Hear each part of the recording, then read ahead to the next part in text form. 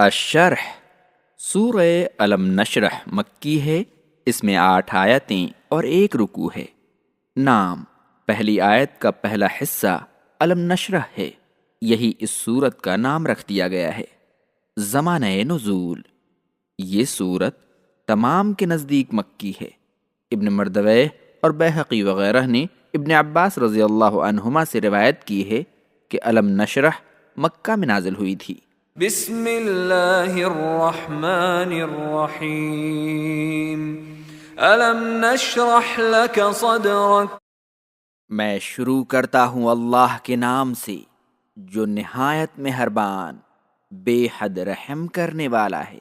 کیا ہم نے آپ کا سینہ کھول نہیں دیا ہے؟ سورۃ الضحیٰ میں اللہ تعالیٰ نے نبی کریم صلی اللہ علیہ وسلم پر اپنے 3 احسانات کا ذکر فرمایا تھا۔ اس سورت میں 3 دوسری نعمتوں کا ذکر کر کے آپ پر احسان جتایا ہے۔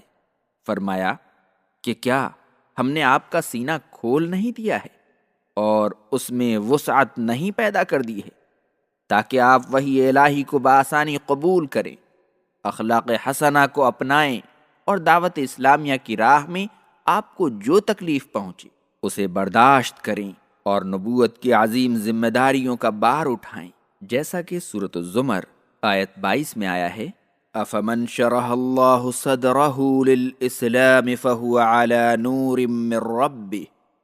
کیا جس کا سینہ اللہ نے اسلام کے لیے کھول دیا ہے بس وہ اپنے رب کی طرف سے روشنی میں ہے، اس جیسا ہو سکتا ہے جس کا دل تنگ ہو، اور ہم نے آپ کے دل سے اس بوجھ کو ہٹا دیا ہے جو آپ کی پیٹھ کو توڑ رہا تھا۔ نبی کریم صلی اللہ علیہ وسلم نے اگرچہ نبوت سے پہلے کسی گناہ کا ارتکاب نہیں کیا، بت کی پرستش نہیں کی اور شراب نہیں پی، لیکن آپ کے دل میں ہر دم یہ شدید احساس رہتا تھا کہ آپ نے نبوت سے پہلے کی 40 سالہ زندگی میں اپنے رب کی عبادت نہیں کی اور اس کا قرب حاصل کرنے کے لیے کوئی واضح عمل نہیں کیا۔ اللہ تعالیٰ نے اس آیت کریمہ کے ذریعے آپ کے دل سے اس بوجھ کا ازالہ کر دیا ہے۔ اسی بات کو اللہ تعالیٰ نے سورۃ الفتح آیت 2 میں یوں فرمایا ہے: لِيَغْفِرَ لَكَ اللَّهُ مَا تَقَدَّمَ مِن ذَنبِكَ وَمَا تَأَخَّرَ، تاکہ اللہ آپ کے اگلے اور پچھلے سارے گناہ معاف کر دے، اور ہم نے آپ کا مقام اونچا کر دیا ہے، آپ کا ذکر خیر ہر جگہ عام کر دیا ہے، آپ کی رسالت کے اعتراف کو قبول ایمان کی شرط قرار دے دی ہے۔ قتادہ کہتے ہیں اللہ تعالیٰ نے دنیا و آخرت دونوں جگہ آپ کا مقام اونچا کر دیا ہے، چنانچہ آذان، اقامت اور خطبے میں اشہد ان لا الہ الا اللہ و اشہد ان محمد رسول اللہ پکارا جاتا ہے، اور جب تک دنیا باقی رہے گی آپ کا نام اللہ کے نام کے ساتھ لیا جاتا رہے گا۔ اللہ تعالیٰ نے مومنوں کو حکم دیا کہ وہ آپ صلی اللہ علیہ وسلم پر درود و سلام بھیجتے رہیں۔ یا ایہا الذین آمنوا صلوا علیہ وسلموا تسلیما، اے ایمان والو نبی کریم صلی اللہ علیہ وسلم پر درود و سلام بھیجتے رہو۔ الاحزاب آیت 56۔ اور نبی کریم صلی اللہ علیہ وسلم نے اللہ کی طرف سے خبر دی ہے کہ جو مجھ پر 1 بار درود بھیجے گا اللہ اس پر 10 بار درود بھیجے گا۔ اور اللہ تعالیٰ نے مومنوں کو اپنی اطاعت کے ساتھ آپ صلی اللہ علیہ وسلم کی اطاعت و فرمانبرداری کا حکم دیا ہے۔ فرمایا: اطیعوا اللہ و اطیعوا الرسول، مسلمانوں اللہ کی بات مانو اور رسول اللہ کی بات مانو۔ النساء آیت 59۔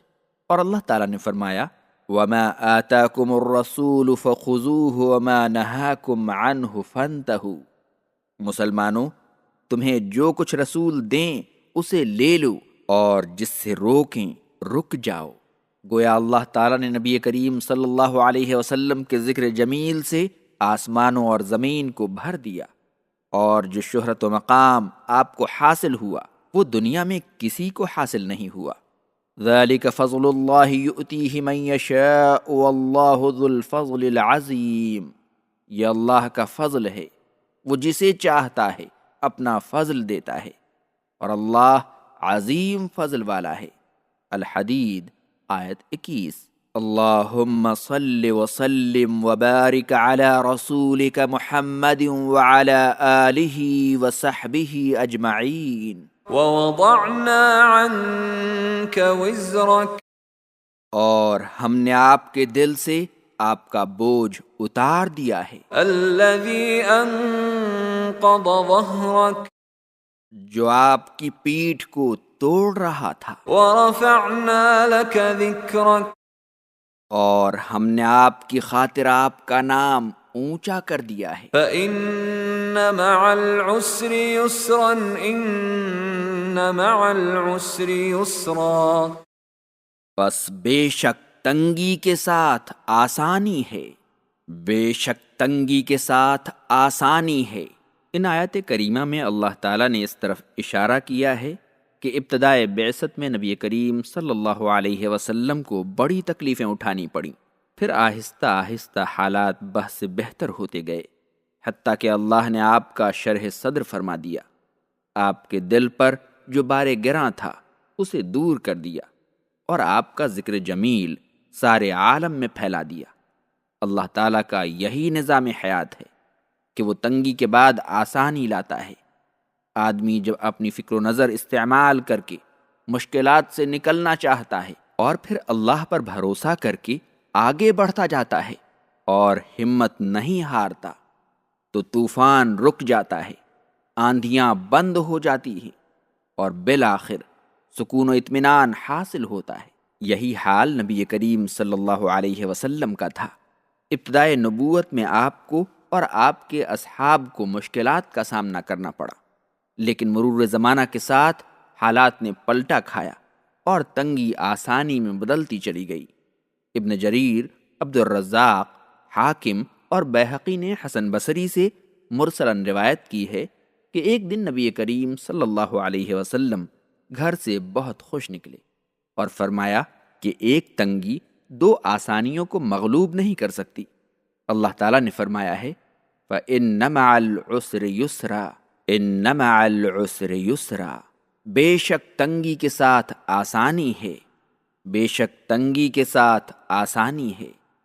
طبرانی، حاکم اور بیہقی وغیرہ نے انس رضی اللہ عنہ سے روایت کی ہے کہ نبی کریم صلی اللہ علیہ وسلم بیٹھے تھے اور آپ کے سامنے ایک سوراخ تھا.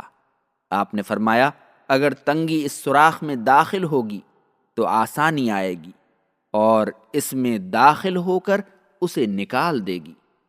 تو اللہ تعالیٰ نے فَإِنَّ مَعَ الْعُسْرِ يُسْرًا إِنَّ مَعَ الْعُسْرِ يُسْرًا نازل فرمایا. اگرچہ یہ حدیث ضعیف ہے، لیکن مفسرین نے اس آیت کی جو تفسیر بیان کی ہے اس سے اس معنی کی